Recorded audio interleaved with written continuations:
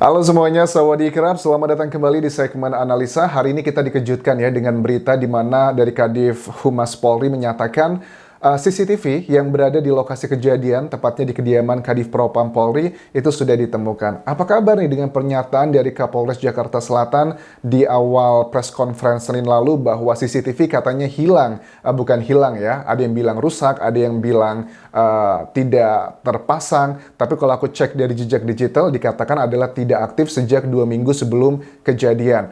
Well, intinya adalah sama, tidak ada CCTV yang bisa membantu pengungkapan kasus ini. Tetapi semalam aku baru melihat berita bahwa Kadif Humas Polri Irjen Deddy Prasetyo mengatakan bahwa kita sudah menemukan CCTV yang bisa mengungkap secara jelas tentang konstruksi ini. Saat ini sedang dilakukan analisa oleh tim khusus. Kalau sudah komprehensif, nanti kita akan umumkan agar tidak sepotong-sepotong.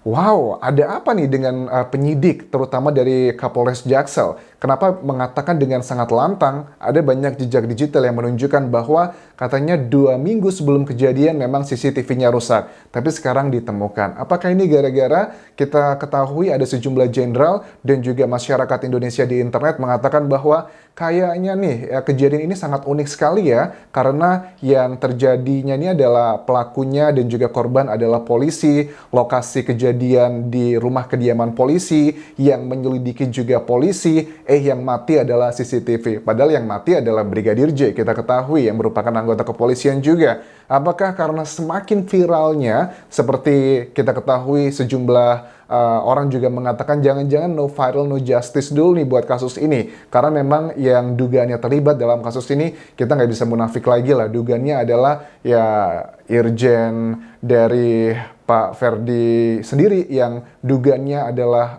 menjadi pelaku penembaknya. Dugaannya seperti itu, walaupun mungkin banyak yang tidak berani mengungkapkan hal seperti itu. Tapi dalam dunia hukum kita juga nggak bisa menuduh seseorang tanpa dua alat bukti yang kuat. Karena untuk menentukan satu orang tersangka, itu dibutuhkan dua alat bukti yang kuat. Ada 5 alat bukti. Yang pertama adalah keterangan saksi, keterangan terdakwa, keterangan ahli, petunjuk, dan juga surat. Jadi nggak cuma sekedar keyakinan. Di berikutnya juga, ini keterangan dari Direktur Tindak Pidana Umum Bareskrim Polri. Aku lihat juga dari Kompas TV. Brigjen Andi Rian Jayadi itu mengatakan begini, beberapa bukti baru CCTV sedang diproses di laboratorium forensik. Kami peroleh dari beberapa sumber dan harus diklarifikasi. Misalnya ada 3 CCTV di satu titik yang sama, tapi waktunya berbeda-beda. Ini harus sesuai dengan metadata dan kebutuhan analisa, bukan kemauan penyidik saja.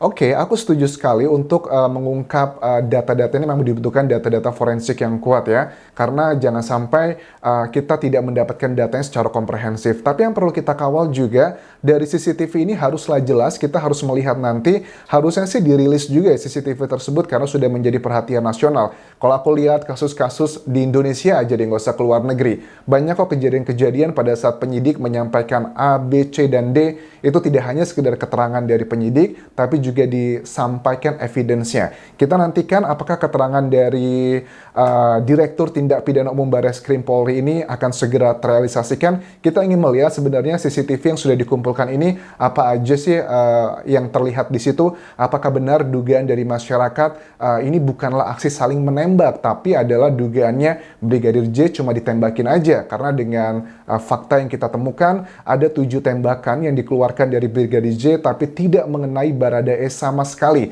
Sedangkan Baradae itu menembak 5 kali dan 5-5-nya langsung mengenai tubuh dari Brigadir J. Ini kan sebuah hal yang sangat, ya tidak boleh dibilang tidak mungkin, tapi boleh dibilang adalah 1001. Dan banyak kejanggalan yang menyampaikan ini bukan cuma dari masyarakat awam saja. Sejumlah tokoh pun juga mengamini hal tersebut. Nah, kemudian aku juga mengecek data-data di beberapa jam terakhir ini. Misalnya Kadif Humas Polri juga mengatakan beberapa poin yang berita ini juga cukup sepertinya memberikan kebahagiaan bagi sebagian netizen yang menilai ada dugaan-dugaan kong kali kong manipulasi. Kita lihat dari Senin lalu, di mana Kadif Humas Polri mengatakan Kapolri menonaktifkan Karo Paminal Brigjen Pol Hendra Kurniawan dan juga Kapolres Jakarta Selatan Kombes Pol Budi Herdi Susianto. Nah, kalau aku lihat cek jejak digital, kenapa kok beliau berdua dinonaktifkan?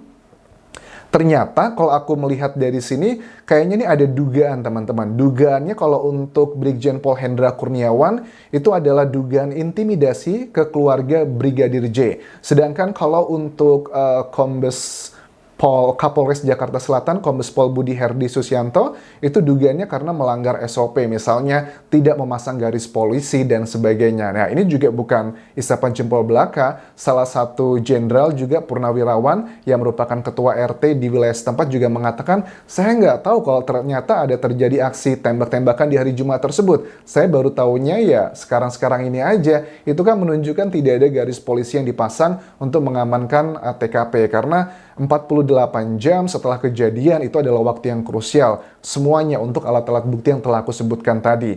Nah, kemudian dari Kadif Humas Polri juga menyampaikan kenapa kedua pejabat dari kepolisian tersebut dinonaktifkan, tujuannya adalah untuk menjaga objektivitas dan independensi. Apa nih maksudnya objektivitas? Apakah mereka berdua dinilai tidak objektif begitu? Tidak melihat fakta apa yang terjadi, tapi melihat siapa yang diduga menjadi pelakunya. Apakah itu maksudnya? Ya, kita lihat nanti seperti apa. Terus juga independensi. Independensi ini maksudnya juga seperti apa? Apakah mungkin kedua pejabat polisi tadi dikategorikan tidak independen? Ada beberapa kebohongan yang dilakukan. Kita masyarakat awam pun bisa melihat di keterangan pertama di hari Senin lalu dari Kapolres Jakarta Selatan sudah mengatakan tidak ada tuh yang namanya CCTV karena rusak sejak 2 minggu lalu. Tapi sekarang tiba-tiba Kadif Humas Polri mengatakan ada CCTV tersebut. Ya, ini sudah sangat jelas sekali. Nggak usah berpikir secara sains atau ilmiah. Ini adalah pikiran logika. Kalau ada satu mengatakan 0, satu mengatakan 1, ya berarti nggak mungkin keduanya adalah benar. Salah satunya pasti ada yang salah, dan jawabannya kalian juga bisa menilai sendiri. Nah, pada saat Kadif Humas Polri mengumumkan 2 nama tersebut dinonaktifkan, aku juga melihat dari beliau ini menyampaikan namanya dengan lesu dan juga sedih ya. Mungkin kalau kita masyarakat awam sebagian menilai dugaannya karena sebenarnya mereka tuh nggak terlibat, nggak bersalah, tapi karena ngerasa nggak enak aja ada dugaan bahwa ini melindungi oknum dari pejabat Polri, makanya mereka terlibat, mengorbankan mereka, padahal mereka juga nggak bersalah, hanya menjalankan tugas, karena ya you know lah ya, masalah senioritas dan sebagainya. Apakah itu karena sedihnya? Tapi ya seperti aku bilang ya, namanya juga kepolisian, itu ya harus menjunjung tinggi keadilan. Makanya nggak heran kalau aku lihat dari Kapolri kan, membentuk tim khusus ini, itu tim khususnya bukan lagi perwira pertama atau menengah, tapi sudah jenderal juga. Karena ada dugaan, ya kita nggak bisa munafik ya teman-teman ya, lokasi kejadian adalah di rumah Kadif Propam. Artinya ya dugaannya ada keluarga yang menjadi saksi, terlibat mungkin dugaannya juga. Makanya yang harus menangani tim khusus ini sesama jenderal, agar tidak ada ewoh pekewoh dalam bahasa Jawa, mungkin agar tidak ada keengganan, kesengganan karena jabatannya lebih tinggi, makanya sesama jenderal harus diturunkan untuk mengawal dari kasus ini. Dan juga dari Kadif Propam pun juga sudah dinonaktifkan ya Pak Ferdi Sambonya. Nah, untuk nonaktif itu artinya bukan pemecatan ya, tapi nonaktif itu artinya adalah tidak tugaskan, dibebas tugaskan, tapi jabatan mereka tetap masing-masing seperti sebelum terjadinya kasus ini, tapi tidak diberikan tugas agar bisa memperlancar penyidikan dari kasus ini.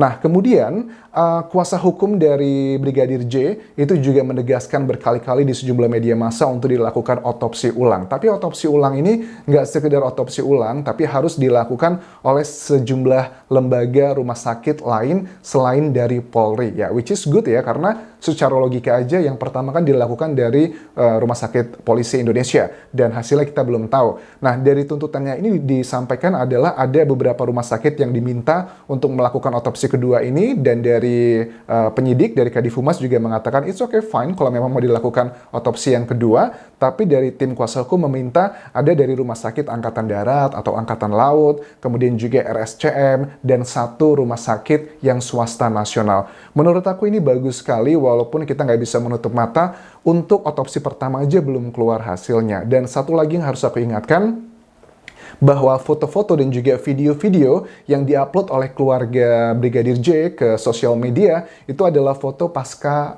otopsi. Aku jangan sampai kita walaupun kritis, tapi juga kita tidak boleh membabi buta melihat fakta seperti apa. Karena foto setelah otopsi itu tidak bisa kita realize 100%, tapi kalau ada foto sebelum terjadinya otopsi, itu juga akan jauh lebih kuat. Nah, masalah otopsi ini nanti akan aku bahas di video berikutnya. Aku akan coba elaborasikan dengan keterangan dari Ketua Departemen Forensik RSCM mengenai data-data otopsi yang ini adalah bagian sangat krusial untuk menentukan kasus ini ke depannya. Ini mengingatkan aku dengan kasus Teng Monida, tapi nggak semua orang tahu kasus Teng Monida seperti apa, tapi bagi aku data otopsi adalah data yang sangat penting karena nanti ini akan menjadi salah satu alat bukti. Otopsi ini ada termasuk dalam alat bukti adalah keterangan ahli, surat dan juga petunjuk. Jadi surat itu artinya nanti tim forensik yang melakukan penelitian tentang otopsi ini akan menuliskan rekomendasi apa temuannya dan indikasinya. Dan nanti yang mulia hakim yang akan menentukan apakah ini masuk akal atau tidak.